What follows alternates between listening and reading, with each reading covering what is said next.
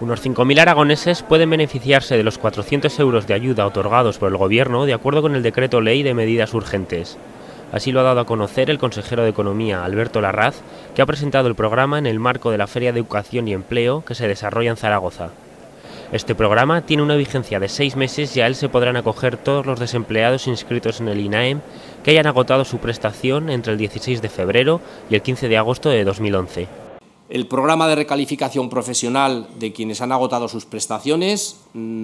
tiene un tiempo limitado, son 6 meses, se van a hacer evaluaciones durante estos 6 meses, tiene 2 tipos de acciones, uno, las medidas activas especialmente en formación para insertarlos en el mercado laboral y otra parte que tiene que ver con ayudas económicas. Es una colaboración, una coordinación entre el Gobierno central, la Administración General del Estado a través de sus servicios de empleo y las administraciones autonómicas a través de nuestros servicios de empleo. Para llevar a cabo este programa, el INAEM ha hecho efectiva la contratación de 42 técnicos que se suman a los 47 ya existentes.